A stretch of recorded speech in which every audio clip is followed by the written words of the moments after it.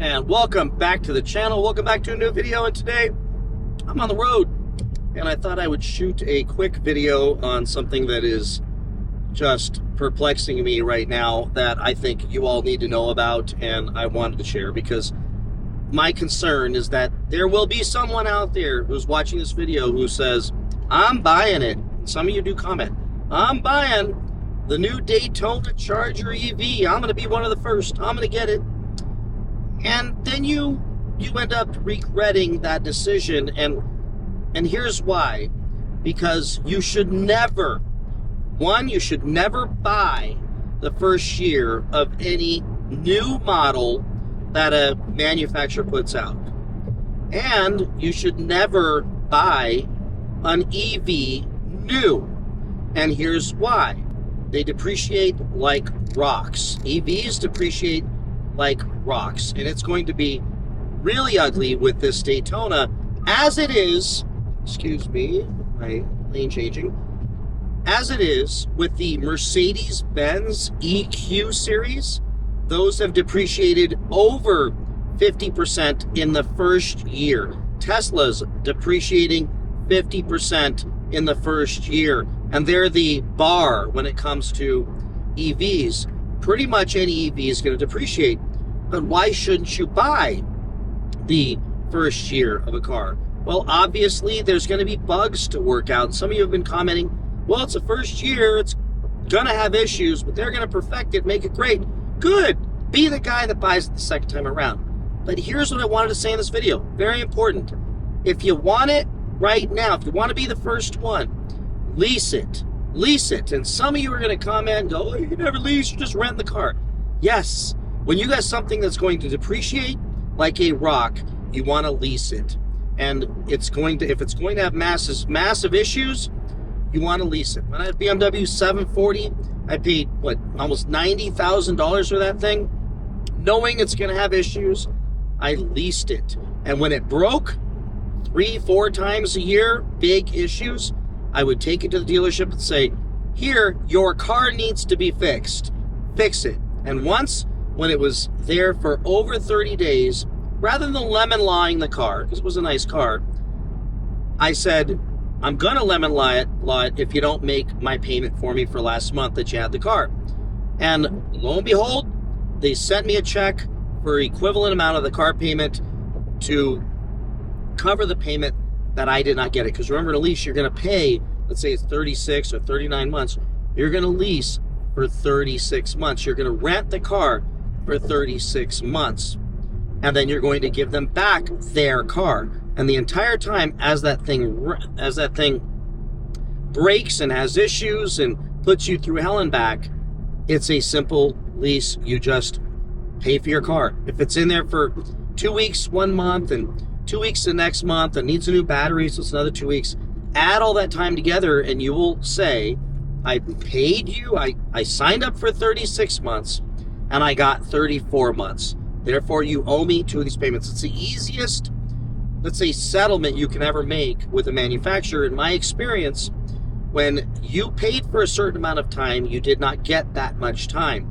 I'm no lawyer, but I know that my personal situation with BMW worked out for me because I started to hold them accountable that if it's here more than a week, you're making my payment for the period of time that you have it. Because I paid for 36 months, I want 36 months. But the next issue, and the biggest issue I wanted to address is that depreciation issue. Here's what I found on Socket Monkey Garage's YouTube channel. His most recent video where he shared that he got messed around with by the dealer. Now, he believes it was an honest mistake, and he's such a nice guy. Oh my God, you just want to pick him up in your arms and just squeeze his cheeks. He's just such a sweet guy, nice guy. God bless him for the trust he's got. And he wants to build his YouTube channel, and I don't blame him, and let's all help him.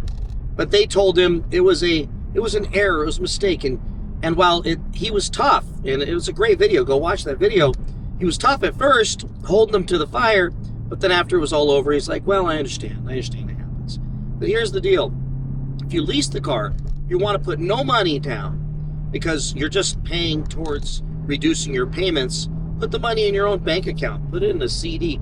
have it make you money. Either way, the payment's you're gonna pay the same amount of money for the 36 months. But here's what he shared, and it's just kind of a small part of his video. He said, where they messed up was the depreciation, the residual value at the end of the lease. And what they told him is that they had quoted him on a 2-year lease and a 3-year lease, and they confused the 2-year lease with the 3-year lease and gave the wrong depreciation amount. And they shared the depreciation amounts on the lease, which he said, I believe it was 61% on a 2-year lease and around 50% on a 3-year lease. I will tell you that car, I will bet dollars to donuts, that car is going to depreciate by 50% 1 year in. So if I'm the owner, I got to take that beating, plus down payment, plus interest rate, and all the costs to own that car. But if the dealership has it, and it depreciates by 50% in the first year, which I predict that it will, then they're screwed when you turn that lease in. If you did a 3-year lease and at a 50% residual and you paid $80,000 for a scat pack, that means that 3 years from now, they're assuming it's only going to be worth $40,000. I'm going to bet it's going to be worth $40,000 in 1 year, maybe 50 on a good day if they work out the bugs in the car. But depending on the miles, it could be 50% or more. And I'm going to bet that 3 years in on a 3-year lease on a Dodge Charger Daytona EV, that thing's going to be scratching $30,000 at the very most 3 years from now, depending on the issues they have with them and the amount of miles people put on and the significant improvements they're likely to make on the following years. Why would anybody want it? It could be even worse. So if you're the owner, you're going to take that. But I believe if everybody leases these things, Dodge is going to find themselves at the end of each of these leases, as they come back in, completely buried in those cars, just destroyed in value. And I would rather see them take that hit than you take that hit.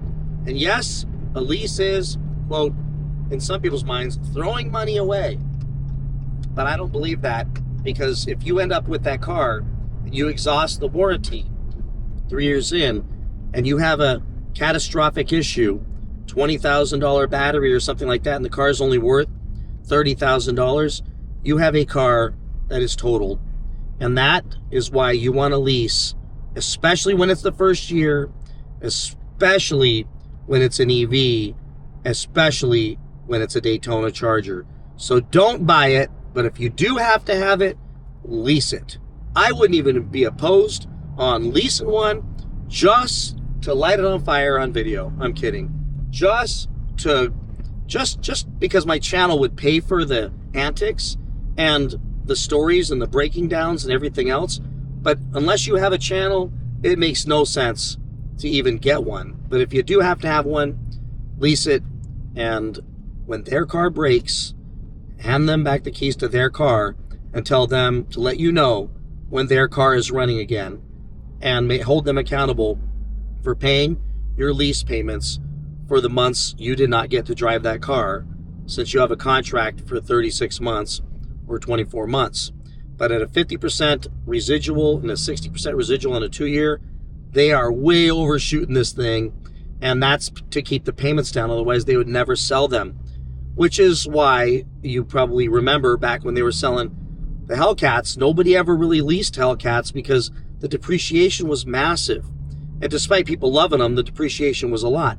But it was a 50% depreciation. I mean, it was a pretty normal depreciation. These things are going to be looking at 70% depreciation and residuals at 30%. And Dodge is going to be stuck holding the bag with these things, which is going to crater them financially, depending on how many of these things they actually lease to people. So with that, everybody, save your money. Please like, subscribe, comment, and I'll see you in the next one. I'm arriving at my destination soon. Talk to you soon. Bye-bye.